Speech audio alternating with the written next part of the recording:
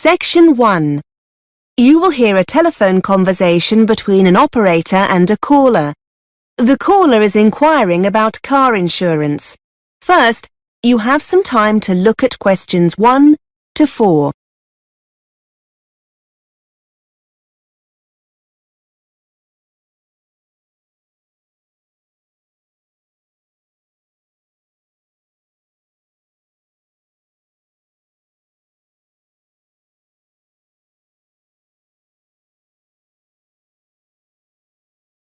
Now we shall begin. You should answer the questions as you listen, because you will not hear the recording a second time. Listen carefully and answer questions 1 to 4. Good afternoon, Heartline Car Insurance. How can I help you? Hello, I'd like to speak to someone about car insurance. Certainly, sir. Can I take your name, please? It's Liam Bird. OK, Mr. Bird. Is the policy for you? Yes, I bought the car last night. It's still with the original owner, though, until I get the insurance sorted out. Will I be able to do this over the phone now? Of course, sir. If you have all the information we need to process the application, we should be able to sort it out for you immediately. Could you tell me the make and model, Mr. Bird? Yes, it's a Ford Fiesta. And can I have the registration number, please? Yes, it's 3R1JTW. OK. I can see it's a 2002 model, is that right? That's right, yes. And what's the current mileage, Mr. Bird? Very high, unfortunately. 90,000 miles. OK, it's obviously very reliable. Hopefully, yes. And how many miles will you be driving per year? Probably about 6,000 a year. OK. And where will the car be kept overnight? Well, I don't have a garage or a driveway, so it'll be on the road. OK, nearly there.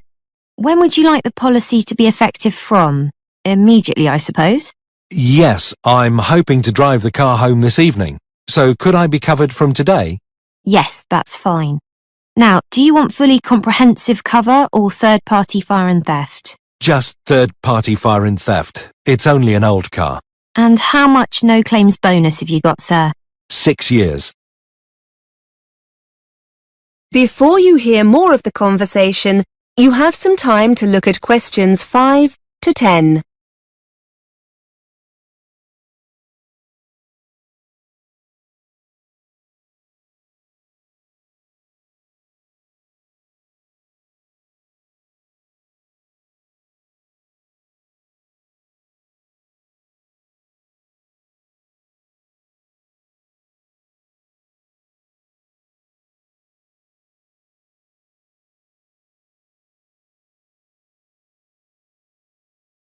Now listen and answer questions 5 to 10.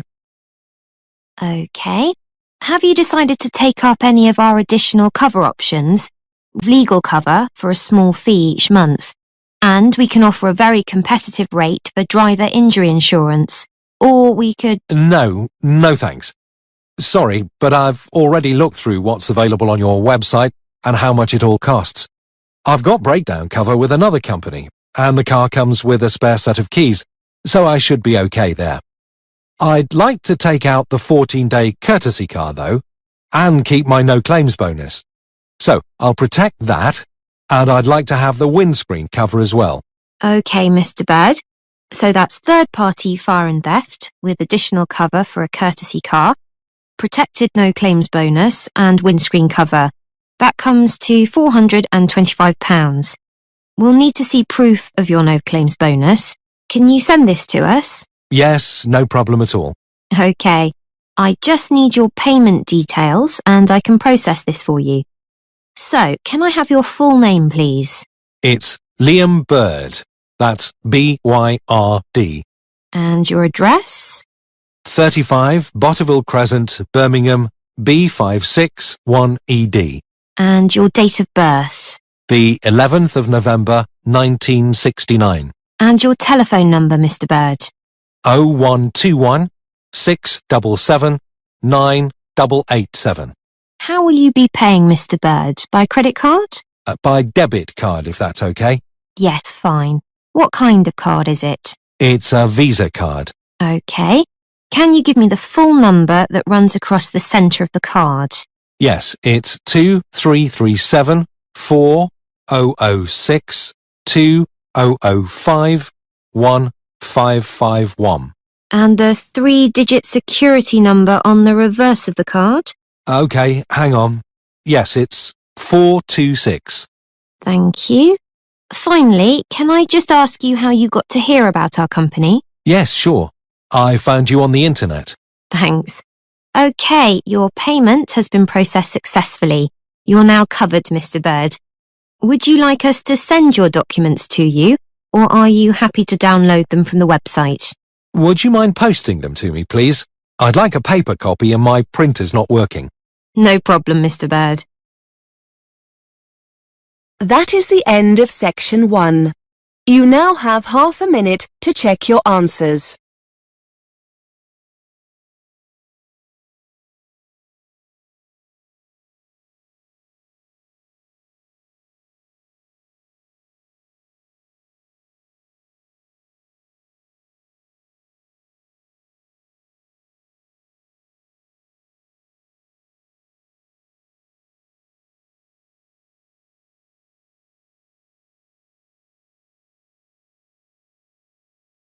Test 1. Listening. Section 2. You will hear an extract from a radio programme for people who live abroad. Listen and answer questions 11 to 17. You're listening to Expat News, a weekly broadcast for the English-speaking community in this great city. In today's programme, we'll be hearing from Tom O'Hara, who's going to tell us about all those different associations he can join. Tom. Good evening. Yes, in a city with so many of its residents born outside the country, it's hardly surprising there's such a huge range of expatriate clubs and societies. And many of these, of course, are aimed at English speakers.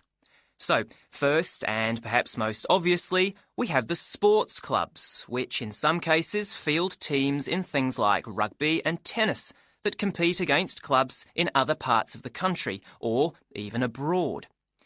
You don't have to play at this level to have fun, though.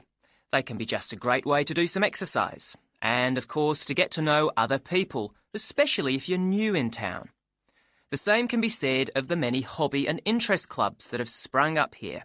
Everything from landscape photography, such as the Viewfinders Club in the Harbour District, or Focus on the Airport Road, to old favourites like stamp collecting. Remember that this country has a long tradition of unusual and perhaps even eccentric societies, so there should be something for everyone. A place where you can meet people of different nationalities with the same social and/or cultural interests as you. For those who may be interested in rather more than just friendship, there's a wide range of lively social clubs. Several singles associations organise dancing of various kinds, while for people in a real hurry, there's speed dating, in which everyone talks to everyone else for just 5 minutes. Then, at the end, they decide which of them they would like to meet again by ticking their names on a list. In complete contrast to these are the many religious associations, reflecting the diversity of faith groups present in this multicultural city. Many of them, of course, have their own places of worship. Perhaps also of interest to those who've come here from other parts of the world are the international and cultural societies.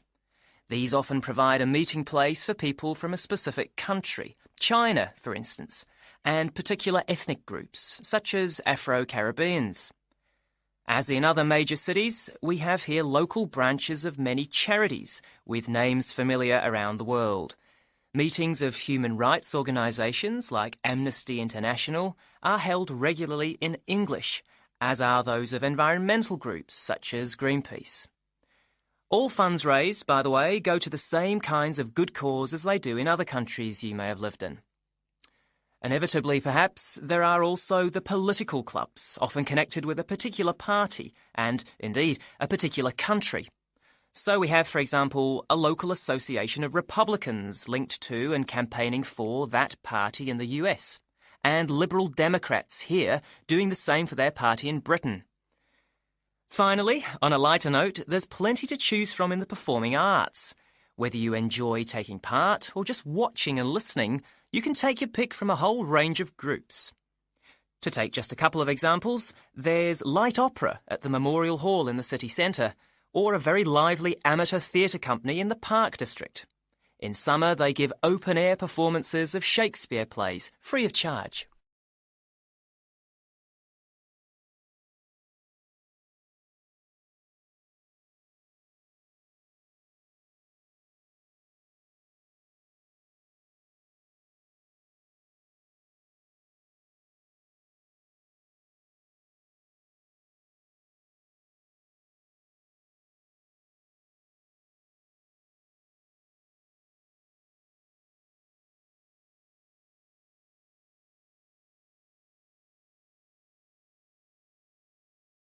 Section 2. Now answer questions 18 to 20. I should mention at this point that clearly some districts have a higher concentration of English-speaking clubs than others, and that certain parts of town tend to specialise in particular activities. An obvious example would be the number of water sports clubs down near the river. Whatever the number, though, they usually have one thing in common. With the exception of a few associations linked to particular countries and supported by their embassies here, in the vast majority of cases, it is the individual members who fund them, so an entry fee or a subscription will be charged. You may be used to council-subsidised sports centres and the like in your home country, but I'm afraid that's not the case here. Assuming you can afford it then, you can be fairly sure that somewhere out there you'll find a club that caters for your own particular fascination. If it's very important to you and you intend to spend a lot of time on it, it might even determine which district of the city you decide to live in. In the unlikely event that you really can't find such a club, the solution is to try to persuade friends and anyone else you meet of the need for one. You could also use the local small ads on the internet to suggest the idea. You'll be amazed at just how many people share even the strangest interest. Then you can start your own. That is the end of Section 2.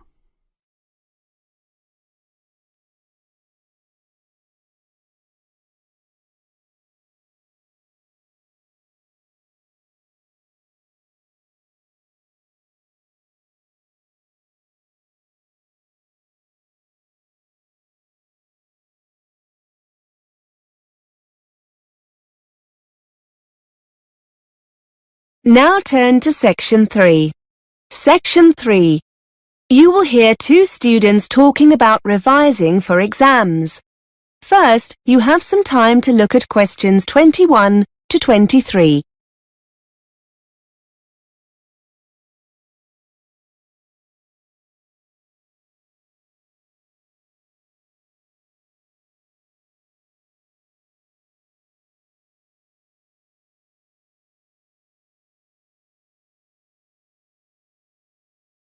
Now listen and answer questions 21 to 23. Elaine, have you seen the exam timetable? They've just put it up on the department notice board. Yeah, I've just come from there. I must be honest, I'd put the thought of exams to the back of my mind. Now the dates are there, it all seems a little scary. Have you been revising much? No, not really. We've got a month, so I'm going to really get going on it now. Why don't we try and work together? Yes, let's meet a few times a week. I don't like working on my own. I never seem to be able to focus properly. What about Tuesday and Thursday? Oh, no, I have a late seminar on Tuesday. Monday and Thursday? What about that? Yes, that'll be okay. How do you go about revising? Have you got any tips? Well, our tutor said we shouldn't start background reading or writing notes until we're clear in our mind what we need to revise. He said with a revision timetable, so we know what to revise and when. That sounds sensible. Then we can use the timetable to work independently. It'll help us to make sure we're both working on the same subjects. We can make that the first thing to do in our first session. Write up a timetable. OK. I reckon the kinds of things we can do on our own in between meetings are things like arranging our materials, lecture and seminar notes, handouts, feedback from our tutors, that kind of thing. If we arrange all these by subject, according to the timetable, it'll help us get organised. Before you hear more of the conversation, you have some time to look at questions 24 to 30.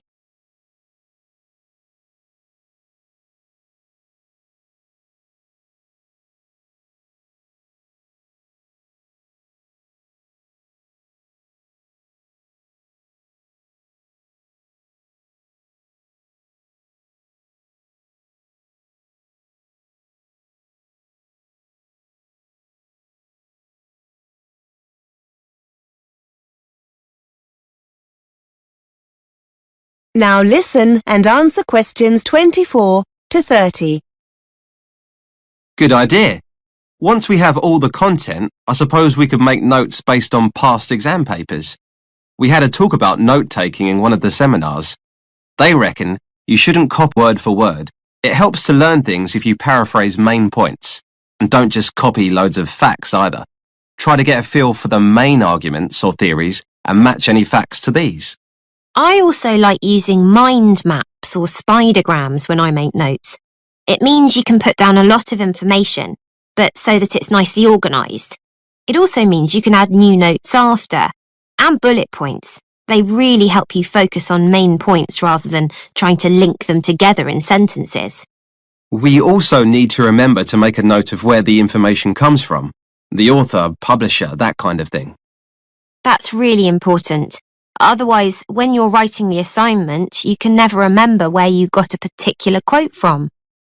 I know I said earlier about testing each other when we get together, but now I think about it, do you think it would be a better idea to talk through our notes on a particular subject? Have a kind of discussion between ourselves? We could use the questions in the past papers to base the discussion on. Yes, so basically the timetable can be a discussion schedule. Then after each session, we could go away and do a timed essay on the subject. Maybe swap and mark each other's essays. That's a good way to learn, I think. Critique each other's work. Great idea. So we'll start next Monday with the timetable. That is the end of section 3. You now have half a minute to check your answers.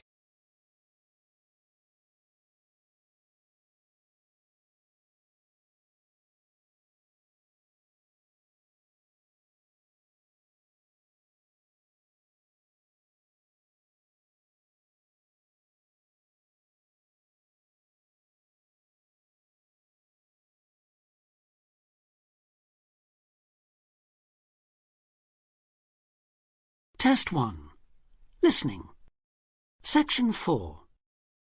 You will hear part of a lecture about a place called Cuba Pedy. Listen carefully and answer questions 31 to 36. Good afternoon.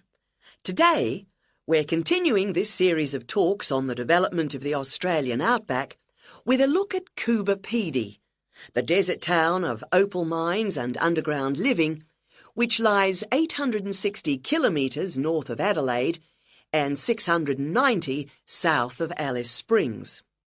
The inaccessibility, harsh climate and almost total lack of water made it a highly unlikely place for human habitation. But that all started to change in 1915 with the discovery there of opals, the precious stones which seem to change colour according to their surroundings. Settlements were established following the First World War, when soldiers returning from the trenches of France brought with them the techniques of living below ground in dugouts. The Depression of the 1920s and 30s led to many prospectors leaving, but the town boomed again in the late 1940s, when shallow new opal fields were discovered, and immigrants from Europe arrived in large numbers after the Second World War. It must be remembered, though, just how hostile conditions were. Daytime summer temperatures reached well over 50 degrees centigrade, winter nights were bitterly cold, and dense dust storms regularly blanketed the town. To cope with this, more and more people began living in disused mines and purpose-built subterranean houses, where the temperature remains at a comfortable 25 degrees all year round, so that eventually around 70% of the town's inhabitants had made their homes beneath the surface. This led to the construction of hotels and even churches below ground, as well as an entire underground shopping centre, the only one in the world.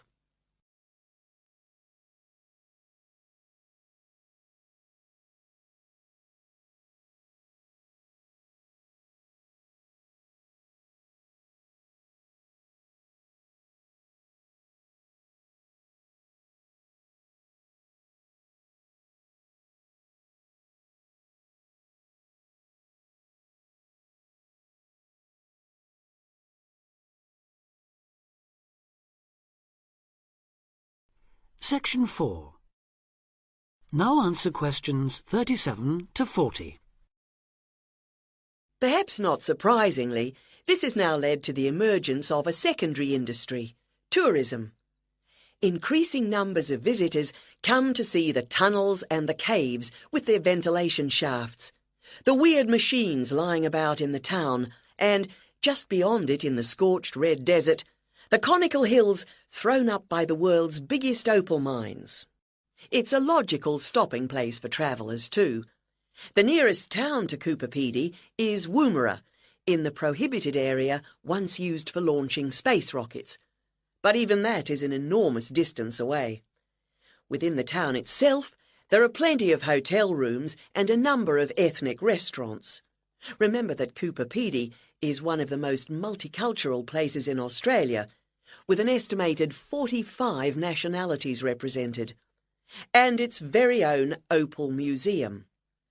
A short distance from town, there's a section of the enormous barrier that runs thousands of kilometres across the country, the dingo fence, which is meant to keep these predatory wild dogs out of the sheep farming areas.